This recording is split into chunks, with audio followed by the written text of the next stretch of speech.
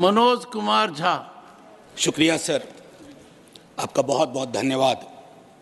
माननीय सभापति महोदय, संसदीय कार्यकाल में कुछ ऐसे क्षण आते हैं जब ये नहीं कह सकता कि मैं इसका सपोर्ट कर रहा हूँ या मैं इसका विरोध कर रहा हूँ।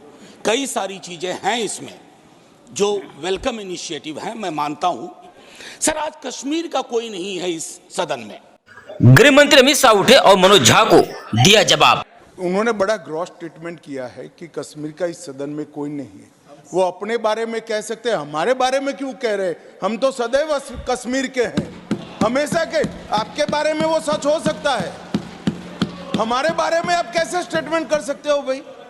आप कह दो मैं कश्मीर का नहीं हूं, कश्मीर के लिए नहीं हूं, मगर मैं इस देश का कश्मीर से लेकर कन्याकुमारी और द्वारका से लेकर नॉर्थ ईस्ट तक हर व्यक्ति का कश्मीर है और हर कश्मीरी का देश है। क्या बात कर रहे हैं आप?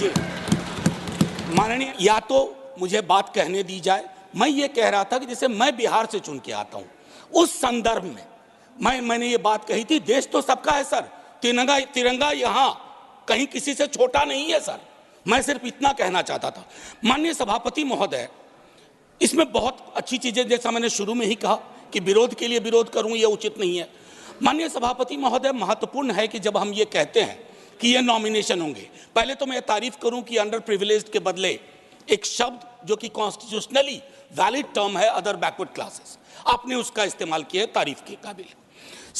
ये जो नॉमिनेट करने का अधिकार एलजी साहब को है आज की डेट में, कल राज्य बन जाएगा तो गवर्नर साहब होंगे, क्या ये स्टेट असेंबली को डेलीगेट नहीं होना चाहिए? और अगर करना चाहें तो on the aid and advice of, ये व्यवस्था मैं समझता हूं कि होनी चाहिए थी। तारतम्य थोड़ा टूटा है, लेकिन फिर भी मैं अपनी बात कहूं।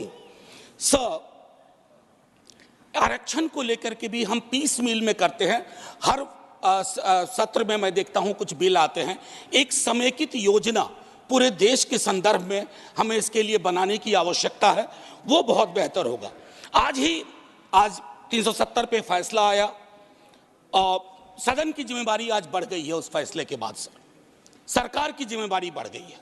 मैं मानता हूं इतिहास, आपने यहां एक फैसला लिया था, तब संसद वहां थी सर, ये लगभग घिस चुका था, हम भी जानते हैं, लेकिन एक मनोवैज्ञानिक पहलू था।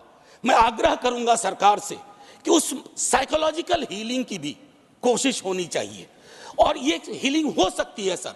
मैंने कहा ना कि हिंदुस्तान का मिजाज महासागर वाला है, इसको बस तालाब ना बनाया जाए, महासागर अपने अंदर सब समाहित कर लेगा। माननीय सभापति महोदय, जो कश्मीरी घाटी में रह रहे हैं, गांव में रह रहे हैं, उनको लेकर के भी एक चिंता होनी चाहिए। बाहर हैं, उनकी चिंताएं वाकिफ है, बल्कि विवेक जी ने यह बात कहा कि बुरे से बुरे वक्त में एक बहुत बड़ी आबादी उन्हीं घरों में, गांव में, गलियों में रही, उनका एक्नॉलेजमेंट मैं समझता हूं बहुत आवश्यक है। आरजेडी के राज्यसभा सांसद मनोज झा धारा 370 को लेकर के राज्यसभा में जब बोलना चालू किया तो उन्होंने कहा कि कश्मीर का यहाँ कोई नहीं है। इस पर करारा जवाब दिया गृह मंत्री अमित शाह ने। अमित शाह ने कहा कि आप नहीं हो सकते हैं, लेकिन आप हमारे विषय में नहीं कह सकते। आपको बता दें कि धारा 370 को लेकर के देश में तमाम तरह की राजनीति हुई। कांग्रेस लंबे वर्षों तक राजनीति किया, लेकिन यहाँ पर धारा 370 नहीं हटा सकी। देश की न्यायपालिका ने जहाँ आपको बता दें कि धारा 370 को हटा दिया है और राष्ट्रपति की मुहर लग गई है। यानी 11 दिसंबर 2023 का यह इतिहास भारत के लिए एक गौरव का इतिहास रच दिया है बीजेपी ने। श्यामा प्रसाद मुखर्जी के सपने को साकार किया है बीजेपी ने। उनका सपना था कि भारत कश्मीर का एक अंग है और इसे भारत में विलय किया जाए। उनके सपने को पूरा किया प्रधानमंत्री मोदी जी के नेतृत्व ने। छात्र रहते हैं, उनको एक प्रोटेक्शन दीजिए। और आखिरी चीज कहूंगा सर, बड़ी पीड़ा के साथ, कि खामोशी शांति का पर्याय नहीं होती है।